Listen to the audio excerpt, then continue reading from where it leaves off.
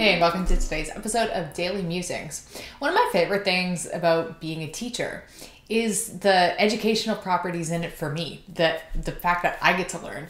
And one of the reasons that I think being a teacher teaches me so effectively is because you need to be able to explain to someone something when you're teaching, right? You need to be able to explain something well enough that they can understand it, which means you need to understand that thing well enough that you understand it. So to be able to understand something to the depth that you could explain it or convey the idea is one of the greatest benefits of teaching someone anything. I really like the idea of practicing saying the things that I'm learning. And in fact, that's one of the perks of this channel. So having this channel, doing these videos is a massive educational benefit for me because it forces me to not only have ideas and be in the habit of cultivating ideas and generating ideas, which is in and of itself a very rich practice, but it forces me to think through my ideas with enough carefulness that I'm able to ideally articulately convey something to you. The irony of messing up the word articulate, oh my goodness. So whether or not I always succeed at conveying an idea articulately is another matter entirely. I do my best, some days I do better than others, but it's the practice of it. It's the practice of speaking aloud that which I'm learning, which allows me to learn it more clearly. Sometimes I notice that if I'm having an informal conversation with a friend, and this is something I love doing to solidify my ideas, is I just bring up random ideas that I'm thinking about, but based on, say, something I'm reading. And can I do a back and forth with someone? If one of my friends takes a sort of devil's advocate approach to my ideas, am I able to defend the idea?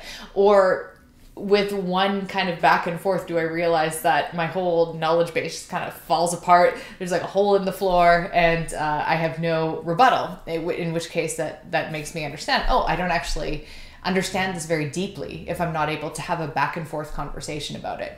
I feel like if you can't have a back and forth conversation about an idea you're explaining or exploring, it means that you're basically parroting. You're just copying the things that you've read. And in that way, you can say something, you can copy words that someone else has written or spoken, but then when you go another layer deep, and that layer being brought out in conversation, there is the hole in your floor. So the reason that I'm bringing this up today is because I've been thinking about this specifically because I've been reading about it specifically. So this isn't not a new idea in teaching. Like, the benefit of teaching is probably known to all of you already in terms of improving your own comprehension of something. But I am reading about it in a book from the early 1900s about childhood education written by a woman named Charlotte Mason. So she's written, well, she basically has 6 compilation books of her writings, and I'm in the middle of the 3rd one. And one thing that she talks about a lot is this very idea.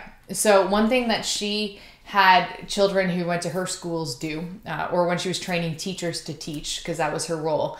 One thing that she emphasized was narration, is what she called it. So this would be where the child receives some kind of lesson, they're learning about something or other, really short, but then the child has to narrate. And this could be in written form or in spoken form, but they basically have to explain what they heard in their own words. So it's not just about copying, it's about being able to say back the thing that you're paying attention to, and maybe even have like a light conversation about it as a way to guarantee retention. So this is a way to teach and to learn without having to do like constant repetition of material. If you can learn something the first time, if you can train your powers of attention and focus to absorb it well enough the first time you hear it or the first time you read it, such that you can explain it after one pass through, then that's extremely efficient and a really useful way of learning. Because a lot of the time when we learn things, it's really temporary. It doesn't kind of latch into our memory, and we find we have to go over it multiple times in order for it to really stick. So it's sticking more from repetition, not from actual kind of internalized assimilation or anything like that. So narration, really, really cool concept, and something that I think has, like a lot of the things from her books, it has immediate and practical relevance, not only for educators, but just for anyone who wants to learn more effectively.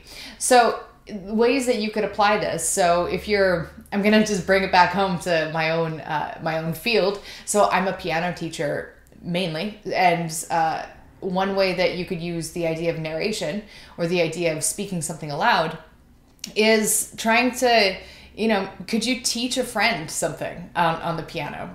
This is a really fun thing to do. I used to do this when I was a kid, rather badly, but I try to teach my friends piano. But could you, if you're learning about rhythm, could you explain rhythm to a friend who knows nothing about music, who might be interested in learning the piano?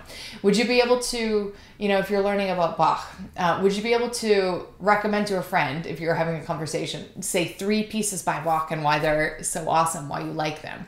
Or would you be able to explain kind of the gist of the Baroque period if you were learning about the Baroque period, or so on? It's sort of like, can you have a conversation or a dialogue with a friend such that you're not just parroting information, you're actually understanding something and able to share that understanding with someone else. Really, really useful way to learn. And that's all I wanted to share with you today. This is my ever ongoing project where I assimilate what I learned by sharing my ideas with you, for better or for worse. And I always appreciate when you watch and listen. Thank you so much. I'll catch up with you later.